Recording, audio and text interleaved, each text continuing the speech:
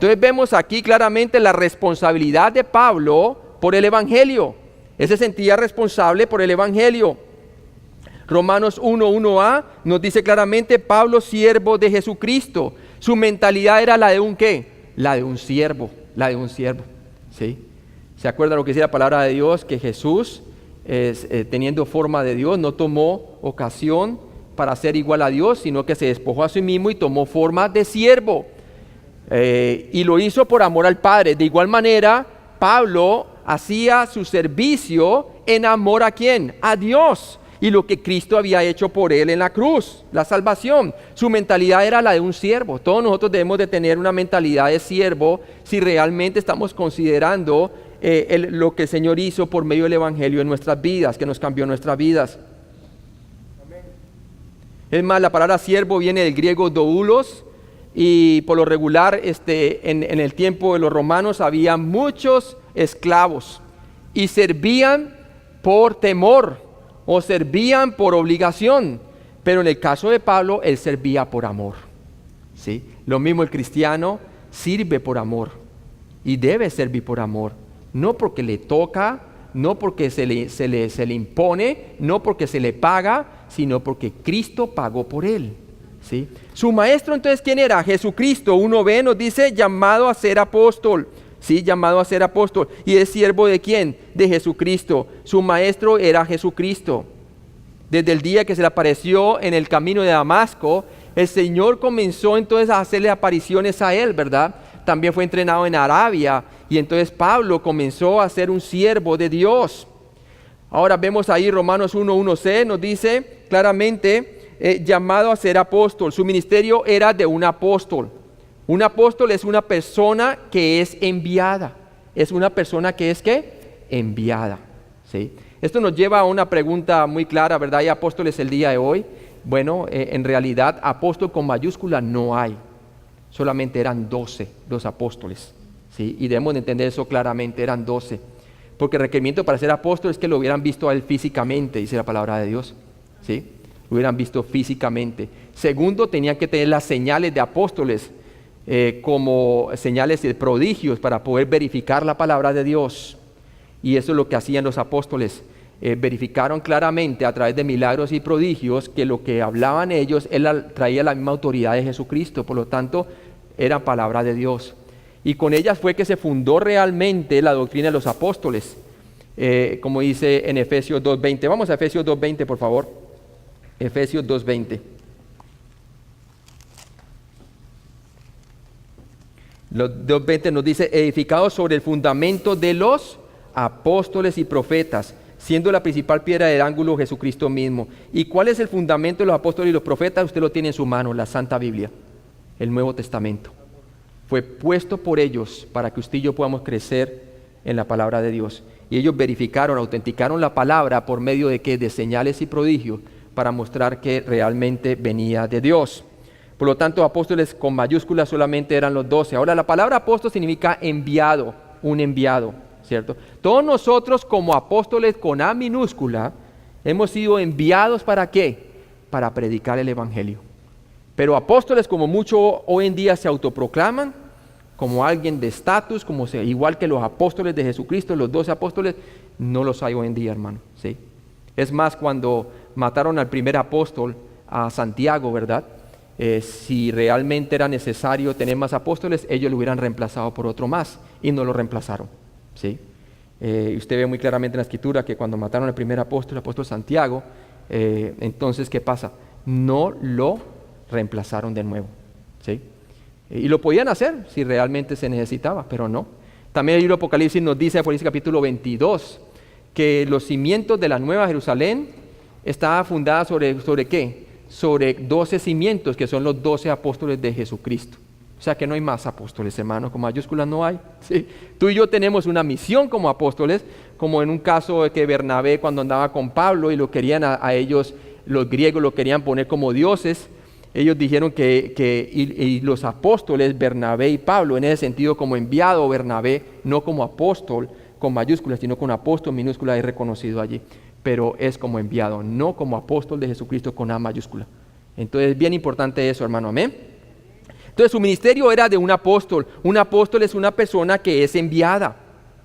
En ese tiempo también tenían enviados, el gobierno romano tenía enviados quienes llevaban un mensaje y venía con la autoridad.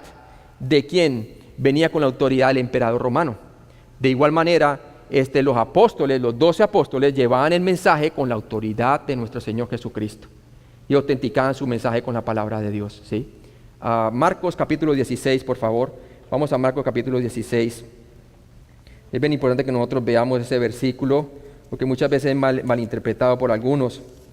Marcos capítulo 16, y leámoslo desde el versículo 15. Marcos 16, 15. ¿Están ahí? Amén. Y les dijo, Marcos 16, 15, y les dijo, id por todo el mundo y predicar el evangelio a toda criatura. ¿Se lo dijo a quién? A sus discípulos. Dice, el que creyere y fuere bautizado será salvo, mas el que no creyere será condenado. O sea que el creer es lo que hace la diferencia. Y luego dice, y estas señales seguirán a los que creen. En mi nombre echarán fuera demonios, hablarán nuevas lenguas, tomarán en las manos serpiente, y si bebieren cosa mortífera no les hará daño. Sobre los enfermos pondrán sus manos y sanarán. Y a muchos les gusta terminar nomás allí, pero hay que seguir leyendo. Luego, ¿qué dice allí? Y el Señor, después que les habló, ¿a quiénes? A los discípulos allí, que ya eran los apóstoles, fue recibido arriba en el cielo y se sentó a la diestra de Dios. Y luego dice, y ellos, ¿quiénes? Los apóstoles, saliendo, predicaron en todas partes, ayudándoles el Señor y confirmando que la palabra con las señales que le seguían. Ellos confirmaban con las señales que le seguían. Entonces, obviamente, eso de tomar serpientes en la mano le ocurrió a Pablo. Vimos que lo mordió una serpiente y no murió. Esperaban que muriera, ¿verdad? Y no murió. Eso fue a los apóstoles, hermano, ¿sí? Lo dice el contexto bíblico. Entonces hay que mirar muy bien los contextos bíblicos. Entonces su mensaje era el evangelio de Dios. Muy claro, en el 1D, vamos nuevamente allí, en donde dice la palabra, en Romanos capítulo 1, y nos dice allí, apartado para el evangelio de Dios. Su mensaje era el evangelio de Dios. Tú y yo estamos apartados para el evangelio de Dios desde el momento en que pusimos nuestra fe en el Señor Jesucristo. Hemos sido apartados por su Espíritu Santo para el evangelio de Dios. Su mensaje era el evangelio de Dios, que Cristo murió por nuestros pecados y resucitó entre los muertos, conforme a las Escrituras. Romanos 1:1d, el evangelio es la buena noticia de Dios para pecadores inmerecidos, ¿sí? Y vamos a hacer bastante énfasis en el evangelio, que Cristo murió conforme a las Escrituras por nuestros pecados y resucitó entre los muertos. Son las buenas noticias, ¿sí? Es las buenas noticias. Romanos 1:2 nos dice la palabra de Dios que Él había prometido antes por sus profetas en las Santas Escrituras. Por eso son buenas noticias, porque son promesas de Dios. El Evangelio son buenas noticias porque son promesas de Dios. Dios lo prometió en las Santas Escrituras. El Evangelio fue prometido en el Antiguo Testamento, empezando desde Génesis capítulo 3, versículo 15, hablando de que la simiente de la mujer le mostró a Adán y Eva que a través de ¿qué? De la simiente de la mujer iba a venir el Mesías prometido. Y así por todas las Escrituras muestran claramente que es el mensaje anunciado por Dios. Por eso es en las buenas noticias. Romanos 1:3 nos dice claramente acerca de su Hijo, nuestro Señor Jesucristo, que era del linaje de David según la carne. El Evangelio trata de una persona, Jesucristo. Es una persona, no es un sentimiento, no es una cosa, es una persona, el Señor Jesucristo. Dios hecho hombre, 100% Dios, 100% hombre manifestado en la carne. Y aquel verbo se hizo carne y habitó entre nosotros. Y como dice Juan, y vimos su gloria, lleno de gloria y de verdad, ¿verdad? De gracia y de verdad. Romanos 1, del 3 al 4 nos dice acerca de su Hijo, nuestro Señor Jesucristo, que era del linaje de David según la carne, que fue declarado Hijo de Dios con poder según el Espíritu de santidad por la resurrección de entre los muertos. ¿Sí? Entonces vemos muy claramente que el Evangelio trata de esa persona Jesucristo, y el Evangelio trata de Jesucristo el Mesías. Y él tiene su descendencia entonces de David para mostrar que tenía derechos al trono de Israel.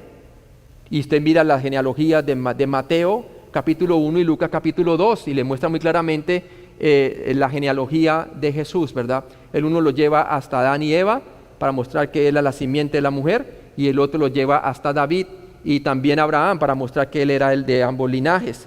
El Evangelio trata de Jesucristo el Mesías. Romanos 1:3 nos dice allí, entonces, que en su humanidad Jesús, como descendiente de David, fue profetizado heredero eterno del trono de David. Vamos a leer 2 de Samuel 7:16. 2 de Samuel 7:16. 2 de Samuel 7:16. 2 de Samuel 7:16.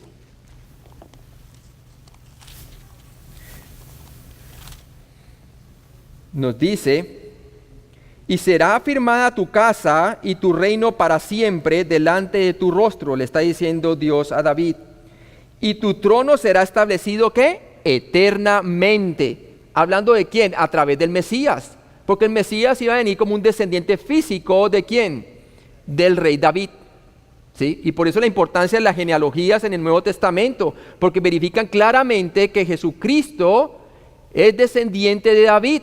Usted mira el linaje de María y el linaje de José como su padre adoptivo, y ambos tienen entonces la descendencia ¿de qué? La descendencia de David y Abraham para tener derecho al trono, ¿cierto? Al trono de Israel.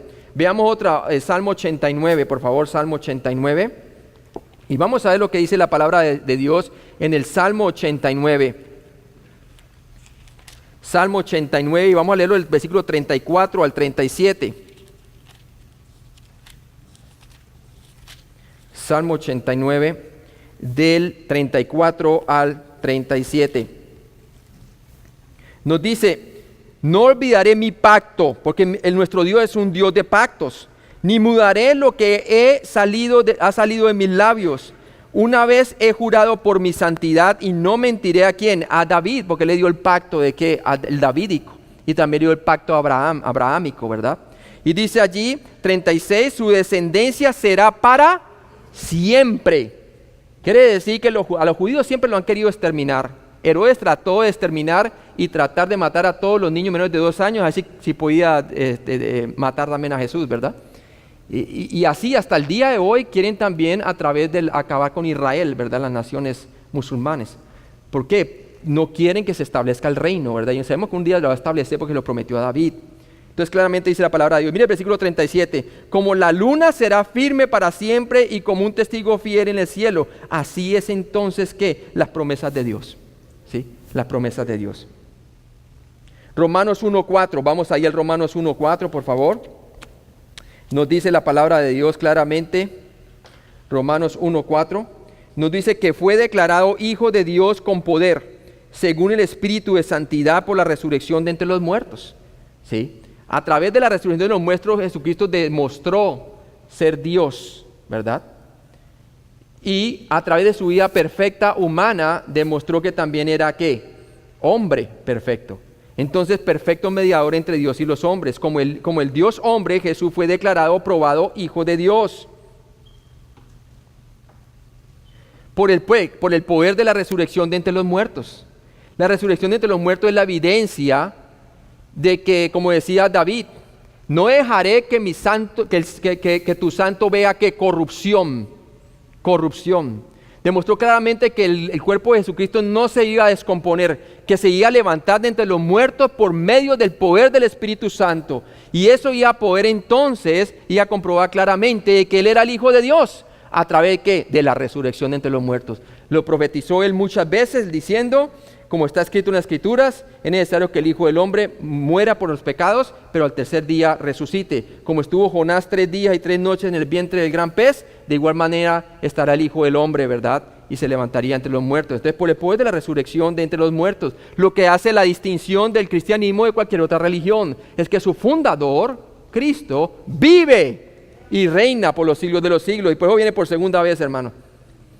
Por el Espíritu santificador, perfecta santidad, a través de su vida demostró que era hombre perfecto, era hombre santo, separado desde el vientre materno, nació sin relación con el pecado. ¿Para qué? Para salvar a nosotros que sí estamos relacionados con el pecado y nacemos con naturaleza pecaminosa. Por eso es perfecto mediador. Hebreos 4:15, por favor, vamos. Hebreos capítulo 4, versículo 15. Hebreos 4:15. Nos dice la palabra de Dios, porque no tenemos un sumo sacerdote que no pueda compadecerse de nuestras debilidades, sino uno que fue tentado en todo según nuestra semejanza, porque tomó forma de hombre, ¿no? Es hombre, pero sin pecado. Nació sin relación al pecado, por eso la necesidad de un nacimiento virginal, para que no se transmitiese la naturaleza pecaminosa adánica. Y por eso podemos acercarnos a Él los creyentes confiadamente, para tener auxilio en el momento oportuno.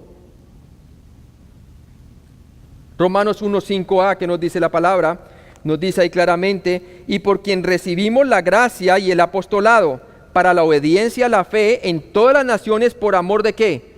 De su nombre. Su mandato consistía en promover la obediencia que proviene de la fe. Dios manda a todo hombre que se arrepienta, que cambie su mentalidad y ponga su fe en Jesucristo.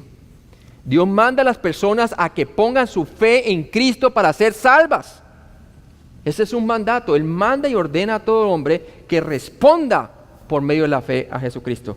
El que cree en Él tiene vida eterna, pero el que rehúsa creer en Él no verá la vida, sino que la ira de Dios está sobre él, como dice el Evangelio de Juan. Su mandato consistía en promover la obediencia que proviene de la fe en todo el mundo. ¿Cuál era su campo misionero? Era el mundo entero. ¿Tiene nuestra iglesia local y los hermanos que representan otras iglesias aquí, tienen la visión de alcanzar el mundo entero? ¿Sí? Hermano, es necesario que tengamos esa visión de alcanzar el mundo entero. Y por eso la importancia de hacer discípulos, como les manifesté al principio, mostrando que era el ministerio, ¿verdad?, de DM2. Y no solamente el ministerio de DM2, es el ministerio de todos los creyentes, porque es bíblico, hermano, amén. Su campo misionero era el mundo entero. Y por eso nos dice allí, en el 5b, por la fe en todas las naciones, por amor de su nombre. Romanos 1:5c, su motivación era la gloria de Dios. ¿Por amor de quién? De su nombre. No había otra motivación que lo que Cristo había hecho por él y el poder de su resurrección. Es más, él decía que yo conozca a Jesús y en el poder de su resurrección, ¿verdad? ¿Para qué? Para llegar a ser un hombre perfecto, decía. Él tenía su mira puesta ¿en qué? En la resurrección y en la gloria de Dios. Y por eso alcanzaba a las personas, por eso tenía la meta del mundo entero. ¿Sí? Su motivación era la gloria de Dios. ¿Qué es la motivación que tenemos nosotros para la obra de Dios? ¿Es la gloria de Dios? ¿Sí? Debiera de ser la gloria de Dios. ¿Por amor de quién? De su nombre. Entonces, ¿qué hemos visto hasta ahora? Pueden ir allá atrás de sus bosquejos, atrás de sus libros, pueden ver el bosquejo en la última página y pueden ir llenando los espacios en blanco, ¿verdad? ¿Hasta qué versículo me corresponde, hermano Juan? ¿Hasta qué versículo llego? Hasta el versículo 7 incluido, ¿no? Ok. Entonces, ¿qué hemos visto hasta ahora? El Evangelio de la Gracia. Romanos capítulo 1, del 1 al 17, eso es lo que estamos viendo. Hemos visto entonces ahorita el compromiso por el Evangelio que tenía Pablo, ¿verdad? Tenía un compromiso, y ese compromiso era por amor, ¿sí? Romanos 1, del 1 al 5. Eso es lo que hemos visto hasta ahora, su compromiso era el Evangelio. Entonces veamos Romanos 1, del 6 al 7, y nos dice la palabra de Dios, entre las cuales estáis vosotros llamados a ser de Jesucristo, ¿sí? Y nos dice claramente allí que entonces la motivación de él era que ¿qué? Era entonces haber recibido el apostolado para la obediencia de la fe, o sea, para responder a la fe del Evangelio, y fue salvo cuando él puso su fe en Jesucristo. Obviamente se le apareció en el camino de Damasco, y dice, en todas las naciones por amor de su nombre. Su pasión era compartir el Evangelio por amor de su nombre. Dice, entre los cuales estáis vosotros llamados a ser de Jesucristo. Una mejor traducción en el griego dice así, entre los cuales estáis también vosotros llamados de Jesucristo. Usted y yo somos llamados de Jesucristo. En la versión de la Biblia de las Américas nos dice allí llamados de Jesucristo. Y en el griego dice llamados de Jesucristo. ¿Sí? Obviamente le está hablando a los creyentes y todo creyente ya es de Jesucristo. El anhelo de Pablo por los cristianos en Roma, ese es el anhelo de Pablo. Que ellos también, por amor de su nombre, por la gloria de Dios, lleven el evangelio no solamente a Roma, sino al resto del mundo. Esa era la pasión de Pablo, el anhelo de Pablo por los cristianos en Roma. El reconocimiento de Pablo, los creyentes en Roma eran entonces ¿cómo? Él escribe ahí en su carta. Los creyentes en Roma eran llamados, como dice Romanos 1:6, entre los cuales estáis vosotros llamados, entre los cuales estáis también vosotros llamados ¿de qué? De Jesucristo, de Jesucristo.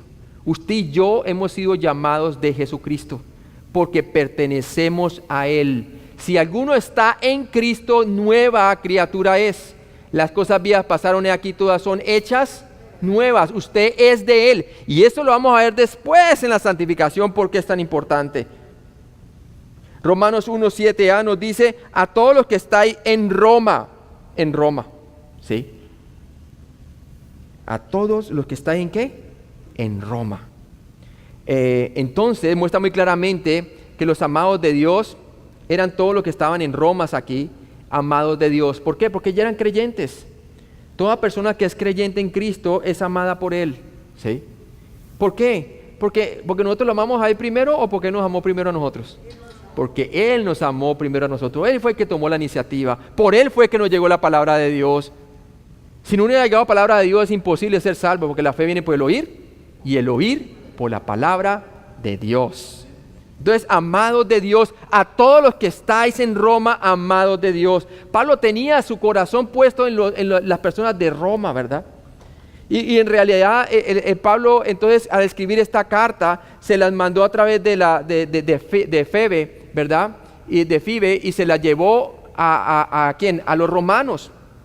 Y el corazón de él era por el evangelio hacia ellos también, para que tuvieran ese corazón de alcanzar al mundo entero. Esa era la visión. A todos los que estáis en Roma, amados de Dios. Entonces les está nuevamente reforzando que Dios les ama. Romanos 1:7b, santos de Dios, llamados a ser ¿qué? Santos. ¿Sí?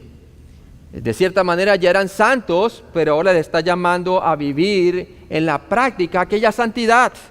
Usted posicionalmente puede ser santo, pero no siempre refleja santidad, a no ser que camine según el Espíritu. Santos de Dios, llamados a ser santos. ¿Por qué? Porque en realidad santos de Dios quiere decir toda persona que ha creído en Cristo es un santo.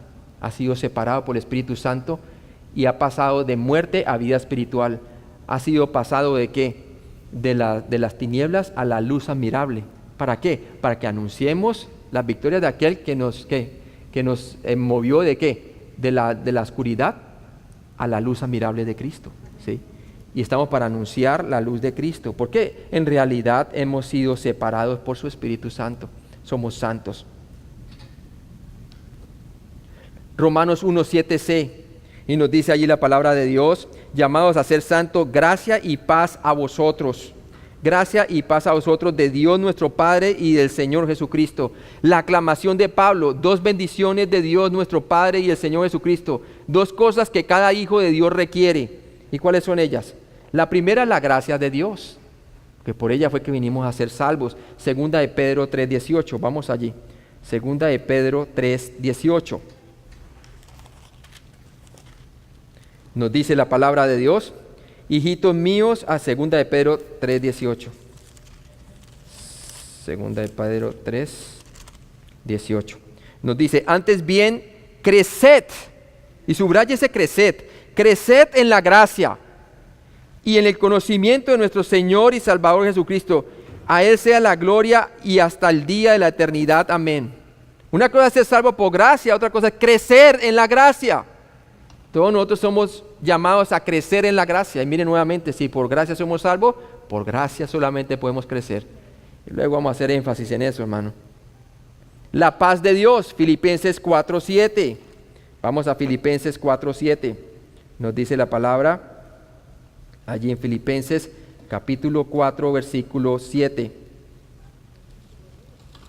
Dice, y la paz de Dios que sobrepasa todo entendimiento, guardará vuestros corazones y vuestros pensamientos ¿en qué? En Cristo Jesús. La paz de Dios. Entonces, dos cosas, dos bendiciones que Dios nuestro Padre y el Señor Jesucristo. Dos cosas que cada hijo de Dios requiere: la gracia de Dios para vivir diariamente y también la paz de Dios. Que la paz de Dios que entonces que reine en nuestros corazones, ¿cierto? Que abunde en ella. ¿Para qué? Para que nos guarde, ¿cierto? Porque ella es la que sobrepasa todo entendimiento humano, la paz de Dios. Porque nos puede dar paz en medio de cualquier tribulación, paz en medio de cualquier persecución, paz en medio de cualquier enfermedad. Hermano, es la vida de la gracia de Dios. La gracia y la paz van de la mano. La paz es el resultado de la gracia, hermano. ¿Sí? Entonces, ¿qué hemos visto hasta ahora? Ustedes pueden ver su bosquejo atrás, en la última página de su cuadernillo, y pueden ir llenando. Hemos visto entonces hasta ahora el compromiso por el Evangelio. Romanos 1 del 1 al 7, al 1 al 5. Y vemos el compromiso que tenía Pablo por el Evangelio, ¿verdad? Un compromiso tremendo, ¿sí? Y entonces ahí ustedes pueden colocar y llenarlo en la última página, está el bosquejo. Romanos 1 del 1 al 5. Luego vemos el destinatario. ¿Quién eran los romanos? Y la iglesia en Roma fue fundada entonces en el día de Pentecostés. Ahí usted puede leer en capítulo 2 de Hechos y va a ver que había gente de diferentes naciones que llegaban a adorar el día de Pentecostés. Y entre ellos habían algunos que eran romanos y algunos de ellos prosélitos, quiere decir algunos que eran gentiles, pero que eran judaizantes antes de creer en Cristo, se habían unido a los judíos, ¿cierto? Y por lo tanto, entonces usted tiene allí tanto prosélitos como judíos dentro de la iglesia de Roma. Y luego vamos a ver también, claro que los gentiles abundaban mucho más que los judíos convertidos, pero había alguna presencia judía también allí, muy pocos, pero los habían. El destinatario son los romanos, y lo vimos de Romanos 1 del 6 al 7. Y creo que hasta ahí llega mi parte, ¿verdad? Vamos a orar. Padre Celestial, gracias por este día, por la bendición de poder empezar Romanos del 1 al 8, Señor. Ayúdanos a tener la visión que tenía Pablo, Señor, y a servirte por amor, como dice tu palabra, que él era siervo por amor. Y también, Padre, que tengamos una visión a través del amor tuyo y que sea una visión global. Debemos de alcanzar el mundo entero, empezando desde nuestros hogares, nuestra Jerusalén, aquí alrededor en la ciudad de cada quien, Samaria, Judea y hasta el resto del mundo, Señor.